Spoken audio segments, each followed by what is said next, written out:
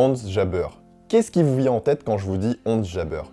Moi je dirais joueuse unique, attachante et icône d'un pays, d'un continent, d'un peuple qui n'a jamais eu son mot à dire dans le sport de haut niveau et qui voit en Jabeur un espoir, une opportunité incroyable. Une opportunité incroyable de décrocher pour la première fois pour la Tunisie et même pour l'Afrique un titre du Grand Chelem. Un espoir complètement légitime parce que Jabeur depuis quelques années c'est l'une des toutes meilleures joueuses du monde. C'est l'une des joueuses que l'on voit prendre un Grand Chelem parce qu'elle nous a montré qu'elle était capable en atteignant à 3 reprises la finale sans jamais parvenir à gagner. Ons Jabeur, c'est une sensibilité, c'est une humaine qui a des rêves, des peurs, avec la peur d'échouer éternellement en Grand Chelem, mais aussi des doutes. Des doutes comme le fait qu'elle veuille être maman, mais en même temps l'énorme difficulté de stopper sa carrière pour la maternité. Jabeur, c'est une joie de vivre qu'elle sait transmettre et qui lui donne aujourd'hui le statut d'icône. Adulée par ses fans et admirée par ses pairs, il lui manque désormais plus qu'une chose à l'heure où on se parle, mais ça n'en reste pas moins une championne qui marque déjà son époque. Voici l'histoire de Ons Jabeur.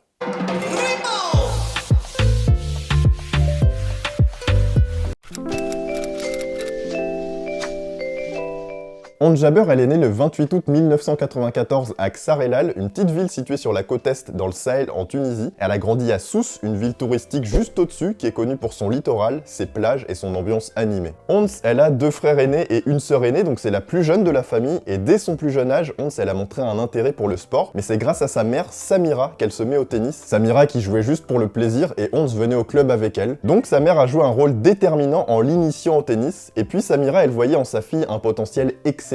Donc Ons, elle a commencé à jouer au tennis à l'âge de 3 ans. Elle passait des heures à s'entraîner dans les couloirs de son appartement, ce qui traduit déjà une détermination et une passion hors du commun. Et sa mère, elle a fait des gros sacrifices, notamment en sillonnant la Tunisie pour l'emmener en tournoi partout dans le pays où c'était possible, alors qu'il n'y avait aucune certitude que Ons arriverait un jour au sommet du tennis mondial. Dans son enfance, Ons, elle est entraînée par Nabil Mlika pendant 10 ans, lui qui a rapidement remarqué son talent exceptionnel. Il avait déclaré « Elle avait un feu en elle, elle était une étincelle d'enthousiasme, toujours en mouvement et désireuse de montrer qu'elle était la meilleure. » Donc très vite, elle s'est démarquée parmi les jeunes et de toute façon, on découvre plus rien, hein. Comme toutes celles et ceux qui sont au top aujourd'hui à 5, 6, 7 ans, c'était déjà différent du reste. Ons Jabeur, à l'âge de 10 ans, elle remporte son premier tournoi national, une victoire qui a marqué le début de son parcours compétitif. En revanche, la route vers le succès, elle a été remplie de défis pour Jabeur. Je dirais même d'obstacles à surmonter et déjà à un très jeune âge. À 12 ans, Ons, elle a pris la décision difficile de quitter sa famille pour rejoindre la capitale, Tunis, pour s'entraîner dans un lycée sportif où elle a pu bénéficier d'un meilleur encadrement et de meilleures installations. Mais cette période de séparation, forcément, elle a été douloureuse pour elle. Ça a aussi été l'occasion de forger son caractère et de renforcer sa détermination pour réussir. Et Jabeur, elle est déterminée parce qu'elle commence à gagner des tournois en junior, elle performe dans les tournois internationaux, mais on peut noter qu'elle est déjà impactée physiquement par une blessure au poignet où elle s'est faite opérer fin 2010, début 2011. Mais Jabeur, on le répète, c'est une détermination incroyable. Elle revient en 2011, elle a 16 ans et elle remporte Roland Garros Junior. Oui, elle devient la toute première femme nord-américaine à remporter un Grand Chelem junior. Elle a battu notamment Caroline Garcia en demi-finale et Monica Puig en finale, pour ceux qui connaissent. Jabeur devient donc numéro 4 mondial en junior. Et en 2012, elle est sur le circuit ITF, où elle fait pas une année folle d'ailleurs. Il faudra attendre les années suivantes pour voir Jabeur gravir les échelons.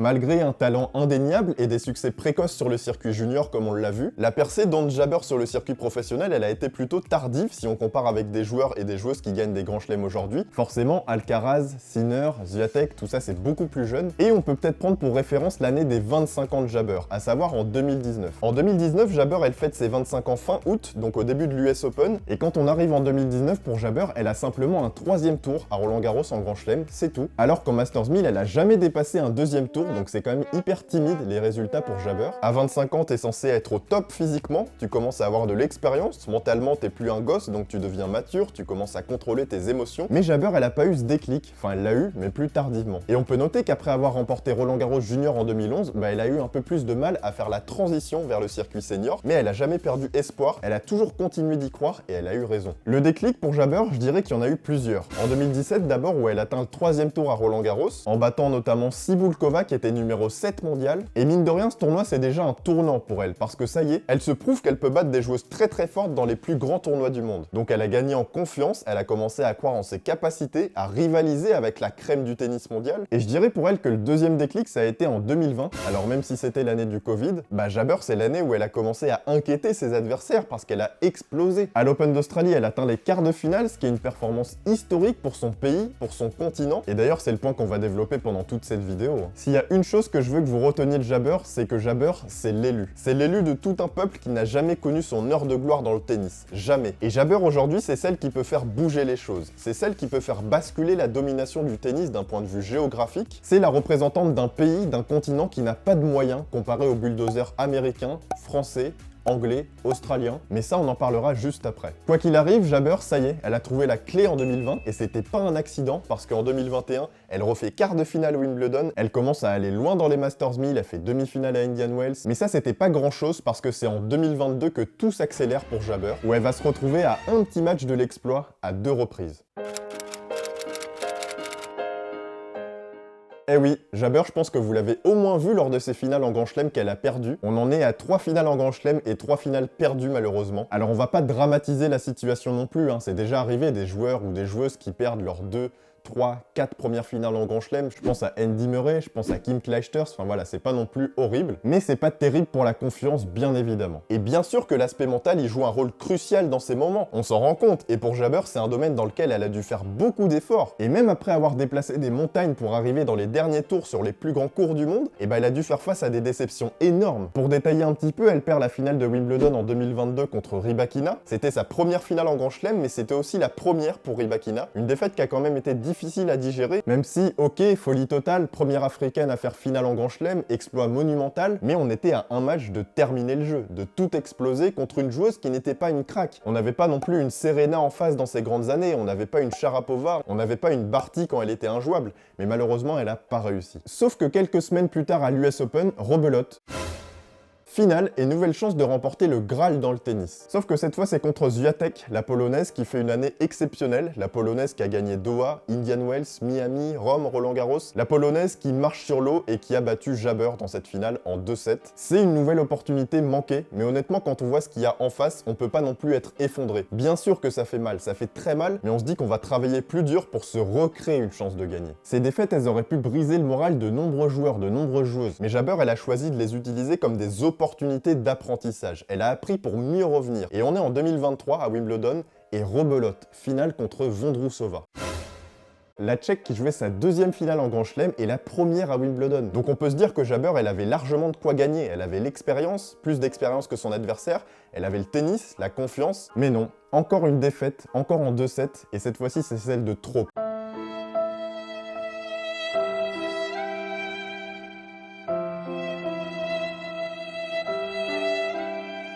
Jabber qui craque complètement pendant la cérémonie, c'est trop parce qu'elle sent qu'elle passe à côté de son rêve, que les occasions s'enchaînent, que les années passent, mais qu'elle passe à côté, et en plus, elle sait très bien qu'elle est méga appréciée et qu'elle est ultra soutenue par tout un peuple. Et même bien plus que ça, par des fans acquis à sa cause, qui ont eu le coup de foudre pour son jeu, pour sa personne. Et elle sent qu'elle n'arrive pas à leur rendre ce soutien si crucial en gagnant un Grand Chelem. Et elle le dira, c'est la défaite la plus douloureuse de sa carrière, de très très loin. Alors je l'ai dit, elle a craqué après le match, mais elle a craqué pas juste à cause de la défaite, pas juste à cause de la 3e finale perdue. Derrière ces larmes et derrière cette déception, il y avait quelque chose d'encore plus douloureux et bien plus profond.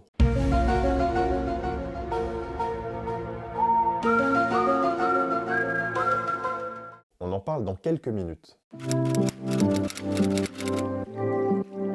Et oui, c'est un élément à noter pour Jabber qui, tout au long de sa carrière, a été confronté à diverses blessures qui ont entravé sa progression et suspendu son épopée. Je vous avais parlé du poignet et c'était loin d'être la seule blessure, parce que Jabber, elle a eu la cheville en 2019 qui lui a joué des tours, elle a eu la cuisse en 2021 qui lui a coûté un abandon à Madrid. Fin 2021, c'est son bras droit qui l'oblige à abandonner en plein match à Moscou. En 2022, elle renonce à jouer à l'Open d'Australie à cause de son dos. Début 2023, c'est son genou droit qu'elle a dû traiter par chirurgie. Et à Stuttgart en 2023 également, elle abandonne à cause du mollet gauche. Donc globalement c'est une galère, Jabber elle est pourrie par son corps, et c'est malheureux parce que ça l'oblige à se retirer des tournois, parfois on est dans les derniers tours, imaginez si ça arrive en finale à Wimbledon, c'est terrible. On se souvient de Marin Cilic en 2017 à qui c'était arrivé, qui était complètement gêné contre Roger, et c'est horrible. Donc le physique c'est une variable assez vulnérable pour Jabber qui se frustre, parce que jouer à 50% toute l'année c'est rageant, surtout quand t'as son niveau mais que t'as toujours pas gagné un grand chelem. Et donc Jabber, si on fait une sorte d'état des lieux plus global, pour l'instant elle est bloquée par des blessures, par quelques joueuses plus fortes qu'elle, comme Swiatek, Sabalenka, Rybakina, et aussi par elle-même avec peut-être ce blocage mental lors des finales de grand chelem. Mais Jabber, et c'est sa force, elle reste optimiste et déterminée. Les moments où elle a été blessée lui ont permis de se concentrer sur des aspects de son jeu qu'elle pourrait améliorer. Par exemple, pendant les périodes de récupération, elle travaille souvent sur sa stratégie de match, elle analyse ses performances passées, elle étudie le jeu de ses adversaires, elle utilise ces périodes à bon escient pour se renforcer mentalement et préparer son retour sur le circuit avec une approche renouvelée. Au fait, nous, c'est Game Set Talk, on est des passionnés de tennis, on décrypte l'actualité tennis toute l'année et on vous raconte des belles histoires de joueurs et de joueuses comme en ce moment. Donc si le contenu t'intéresse, n'hésite surtout pas à t'abonner, sachant qu'en ce moment, je suis en alternance sur la chaîne, j'essaye de faire croître le projet, mais générer des fonds rien que sur YouTube, c'est très compliqué, donc on fait une campagne de financement participatif. Donc si t'as envie de soutenir le projet et m'aider à continuer mon alternance pour la deuxième année, n'hésite surtout pas à faire un petit don sur Tipeee, les liens sont juste en dessous en description. Alors oui, Ons Jabber en 2024, c'est pas facile. Et ça a commencé dès l'Open d'Australie où elle perd au deuxième tour contre Mira Andreeva, qui avait 16 ans et qui jouait son premier Open d'Australie. Mais le pire, c'est pas qu'elle se fait battre, c'est qu'elle se fait fracasser 6-0, 6-2 par une gamine de 16 ans. Alors certes, Andreeva, on sait où elle en est aujourd'hui et on sait que ça va devenir une joueuse importante pour les prochaines années, mais mettre simplement deux jeux de cette manière dans un match en Grand Chelem, c'est une grosse déception. Et Jabber, globalement, elle a peu gagné en 2024 pour le moment. Elle perd d'entrée à Doha, à Indian Wells, à Miami, Charleston. Elle se reprend à Madrid où elle fait quart de finale, mais à Rome, rebelote, défaite d'entrée. Elle fait un Roland Garros très honorable pour son état de forme avec un quart de finale, mais globalement c'est moins bon que d'habitude. Elle est en dessous de son rang, et d'ailleurs elle pourrait quitter le top 10 à l'issue de ce Wimbledon pour la première fois depuis de nombreux mois. Mais Jabber, on l'a dit, c'est une guerrière. Elle est largement capable d'inverser la tendance dans les prochains mois, dans les prochaines semaines, dans les prochains jours, à Londres, pour créer l'exploit. On y croit à ça? Réponse dans quelques jours. Je vous parlais de ses larmes terribles après sa finale perdue à Wimbledon en 2023 contre Vondrousova, et je vous ai dit que ces larmes, elles cachaient plus qu'une déception d'avoir perdu sa troisième finale. Effectivement, ces larmes, elles sont également dues au fait que Jabber et son mari, Karim Khamoun, qui est aussi son préparateur physique, ils prévoyaient potentiellement d'avoir un enfant en cas de victoire le samedi contre Vondrousova. Alors pourquoi ça? Bah parce que tout simplement, Jabber, elle a clairement dit qu'elle souhaite devenir mère, mais elle avait toujours dit qu'elle préférait attendre la fin de sa carrière professionnelle pour réaliser ce rêve, pour se consacrer pleinement à sa carrière de tennis dans un premier temps, en maximisant ses chances d'avoir la meilleure carrière possible, et ensuite consacrer tout son temps pour son enfant après sa carrière. Parce que Jabber, bien évidemment qu'elle est consciente des défis physiques et émotionnels énormes qu'impose une grossesse. Elle a eu des exemples de joueuses avec Serena, avec Svitolina, avec Azarenka, Osaka, et plein d'autres, et elle a vu que c'était très dur. Et Jabber, elle veut s'assurer qu'elle est prête à faire cette transition à un moment où elle pourra se consacrer entièrement à sa famille. Sauf qu'elle était éventuellement prête à la grossesse si elle parvenait à gagner Wimbledon. Karim était aligné, donc c'était le moment ou jamais, mais elle perd ce match, et d'ailleurs elle a déclaré « J'étais hanté par la peur. Après tout, je ne suis qu'un être humain. Que puis-je faire de plus? Ce fut la perte la plus difficile de ma carrière car émotionnellement, ça m'a détruit.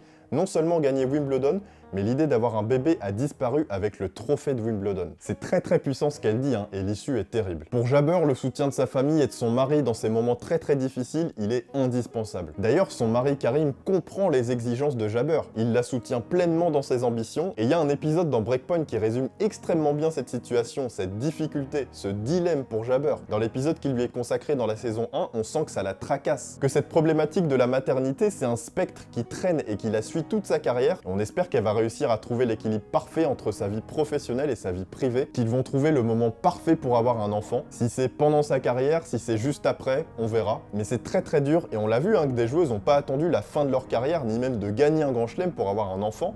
On pense à Svitolina, qui d'ailleurs est extrêmement bien revenue après sa grossesse, qui a fait quand même demi-finale à Wimbledon, donc c'est possible. Mais c'est très dur. Et bien sûr, il y a l'exemple ultime avec Serena Williams qui accouche en septembre 2017 et qui en 2018 joue 2 finales de Grand Chelem. Là, on est dans le délire, mais c'est très compliqué. L'Afrique, terrain possible, énorme sujet qui mériterait à lui seul une vidéo et énorme prouesse de Jabeur, on l'a dit. Jabeur, elle est africaine et devenir une joueuse de tennis de classe mondiale en venant de la Tunisie, un pays où le tennis n'est pas aussi développé, c'est mission quasi impossible. C'est même mission impossible pour être honnête. En Tunisie, on n'a pas les mêmes infrastructures que dans les pays développés. Il y a encore moins le soutien financier que les grandes nations accordent à leurs jeunes talents. Tous ces désavantages rendent le parcours simplement vers la professionnalisation beaucoup plus compliqué. Et Jabeur, elle a souvent parlé des obstacles qu'elle a dû surmonter, notamment le manque de tournois locaux. Bah oui, nous en France, les joueurs et les joueuses peuvent littéralement se développer dans le pays, rien que dans le pays, pour progresser dans le pays, gagner des points ATP et WTA dans le pays. Imaginez en Tunisie, impossible, il n'y a pas la densité en termes de tournois professionnels. Donc en termes de déplacement, il faut faire des sacrifices plus importants, en plus d'être moins aidé financièrement. Parce qu'au niveau des sponsors, c'est pareil, c'est un cercle vicieux. Comme la zone n'est pas développée, moins de chances de progresser rapidement, moins de tournois professionnels, donc moins d'opportunités de gagner des matchs, donc moins de visibilité auprès des marques. C'est terrible, mais c'est la réalité. Sauf que Jabeur, elle a réussi. Elle a forcé son destin. Elle a fait fi des cartes qu'elle a eues entre les mains à la naissance et elle s'est battue. Elle a travaillé à la sueur de son front et elle a surmonté les obstacles qui se trouvaient devant elle. Elle a fait les sacrifices qui étaient nécessaires, notamment en partant à Tunis grâce à sa détermination, sa persévérance. Et aujourd'hui, elle inspire des milliers, des dizaines de milliers, des centaines de milliers de personnes qui n'ont pas été gâtées par la vie.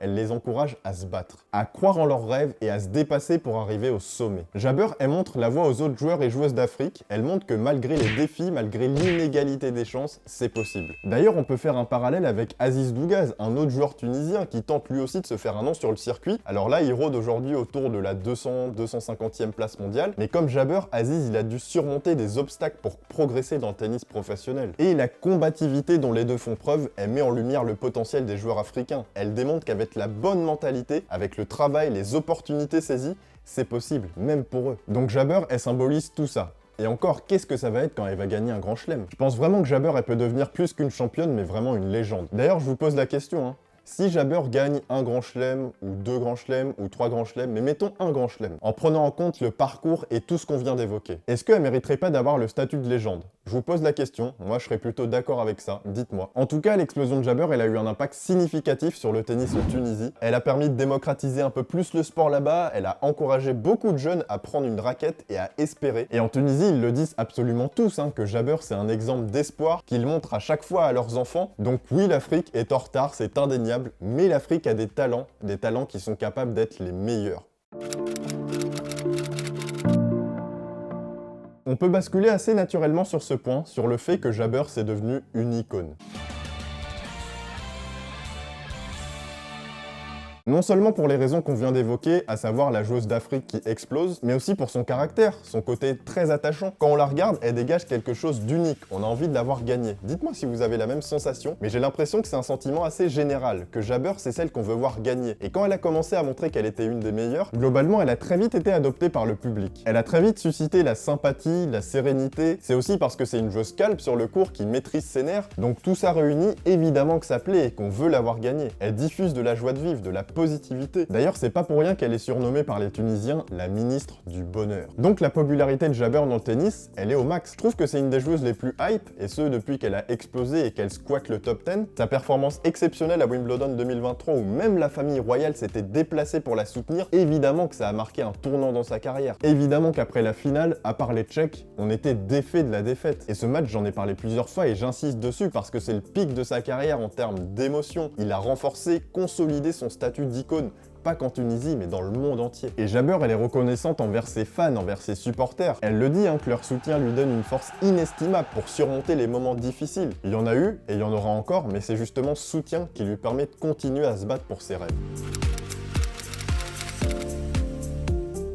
Et oui, parlons de son jeu qui se veut quand même révolutionnaire pour le tennis féminin. Une révolution parce qu'elle fait partie des rares joueuses à proposer un jeu aussi varié, aussi malin, aussi surprenant. Elle peut faire des amortis, elle peut monter au filet, elle slice. Les filles, prenez-en de la graine, elle slice. Et ça marche, tu fais pas finale à Wimbledon 2 fois d'affilée par hasard. Le slice, tout simplement. Et globalement, c'est original, c'est beau à voir, et on peut se dire que ce jeu, c'est aussi ce qui fait sa popularité, ce côté unique sur le court. Globalement, contrairement à la majorité de ses adversaires qui privilégient une puissance brute, comme Sabalenka, comme Swiatek, comme Gauff, Jabber, elle se distingue par sa créativité. J'en ai parlé, hein, les amortis, quel bonheur de voir ça, quel rafraîchissement. On peut dire qu'elle est même imprévisible à certains moments, tout en ayant cette solidité, cette régularité qui fait d'elle l'une des toutes meilleures joueuses du monde.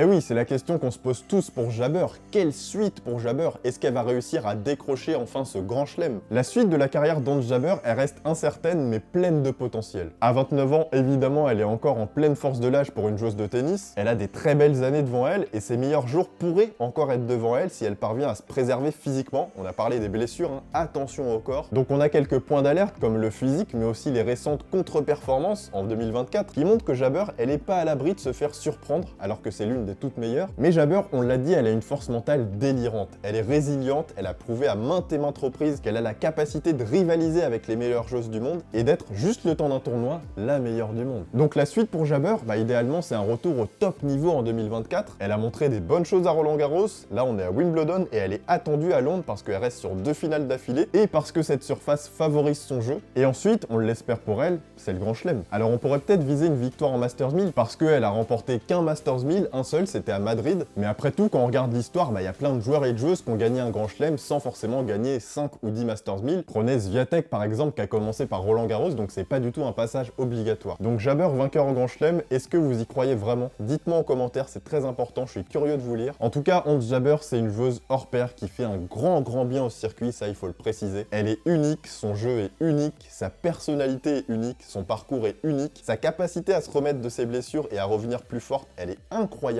Elle utilise ses échecs comme des moteurs pour continuer à travailler encore plus dur et à viser le sommet. Et avec le travail et la mentalité positive qu'elle a, il n'y a aucune raison pour elle qu'elle puisse pas réaliser son rêve et devenir la première joueuse africaine à remporter un grand chelem. En tout cas, j'espère que vous avez apprécié cette histoire, c'était l'histoire de Ons Jabber. Si les formats comme ça vous intéressent, n'hésitez pas à découvrir l'histoire de Andy Murray. Murray, on pourrait faire un parallèle avec Jabber assez intéressant, hein. Des déconvenus en finale de grand chelem à répétition, surclassés par des adversaires plus forts, mais Murray qui a fini par décrocher du grand chelem. Alors on souhaite la même issue à Ons Jabber parce qu'elle le mérite, elle revient de très loin. Elle est pas née en Écosse elle, hein. Donc au début du jeu, elle est pas partie avec les mêmes cartes. Donc allez Ons, on va te suivre, on croit en toi, et nous on se retrouve tous les jours pour Wimbledon et dans les prochains jours pour une nouvelle histoire.